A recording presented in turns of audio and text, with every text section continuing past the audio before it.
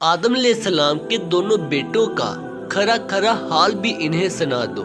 ان دونوں نے ایک نذرانہ پیش کیا، ان میں سے ایک کی نذرانہ تو قبول ہو گئی اور دوسرے کی مقبولیت نہ ہوئی تو وہ کہنے لگا کہ میں تجھے مار ہی ڈالوں گا۔ اس نے کہا اللہ تعالیٰ تقوی والوں کا ہی عمل قبول کرتا ہے۔ پیچھے بنی اسرائیل کی اس نافرمانی کا ذکر تھا کہ جہاں کا حکم آ جانے کے باوجود وہ اس سے جان چھڑاتے رہے۔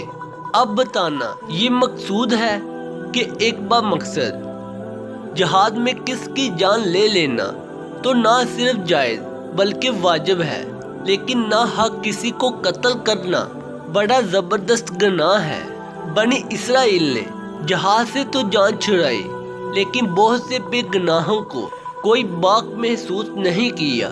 اس سلسلے میں وہ واقعہ بیان کیا جا رہا ہے جو اس دنیا میں سب سے پہلے قتل کی وراثت پر مشتمل ہے۔ اس واقعہ میں قرآن کریم نے تو صرف اتنا بتایا ہے کہ آدم علیہ السلام کے دونوں بیٹوں نے کچھ قربانی پیش کی تھی، ایک کی قربانی قبول ہوئی، دوسرے کی نہ ہوئی۔ اس پر دوسرے کو غصہ آ گیا اور اس نے اپنے بھائی کو قتل کر ڈالا۔ کریم نے اس کی تفصیل نہیں بتائی، البتہ مفسرین نے حضرت عبداللہ بن مسعود اور کچھ دوسرے صحابہ اکرام کے حوالے سے اس کا واقعہ تفصیل سے بیان کیا ہے، جس کا خلاصہ یہ ہے کہ حضرت آدم علیہ السلام کے دو بیٹے تھے، جن میں سے ایک کا نام قابیل تھا اور ایک کا حابیل۔ اس وقت چونکہ دنیا کی آبادی صرف حضرت آدم علیہ السلام کی اولاد پر مشتمل تھی، اس لیے ان کی اہلیہ کے ہر حمل میں دو جڑواں بچے پیدا ہوتے تھے، ایک لڑکا اور ایک لڑکی۔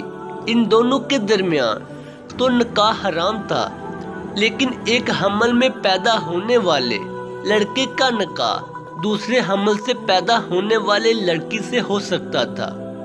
قابیل کے ساتھ جو لڑکی پیدا ہوئی وہ بڑی خوبصورت تھی، لیکن جڑواں بہن ہونے کی وجہ سے اس کے ساتھ قابیل کا نکاح جائز نہ تھا۔ اس کے باوجود اس کا اصرار تھا کہ اسی سے نکاح کرے۔ حابیل کے لیے وہ لڑکی حرام نہ تھی، اس لیے وہ اس کے ساتھ نکاح کرنا چاہتا تھا۔ جب دونوں کا یہ اختلاف بڑھا تو فیصلہ اس طرح قرار پایا کہ دونوں کچھ قربانی اللہ تعالیٰ کے حضور پیش کریں، جس کی قربانی اللہ تعالیٰ نے قبول فرما لی اس کا دعویٰ برحق سمجھا جائے گا۔ چنانچہ دونوں نے قربانی پیش کی۔ روایات میں ہے کہ حابیل نے ایک دمبا قربان کیا اور قابیل نے کچھ زرعی پیداوار پیش کی۔ اس وقت قربانی کی قبولیت ہونے کی علامت یہ تھی کہ آسمان سے ایک آگ آ کر قربانی کو کھا لیتی تھی۔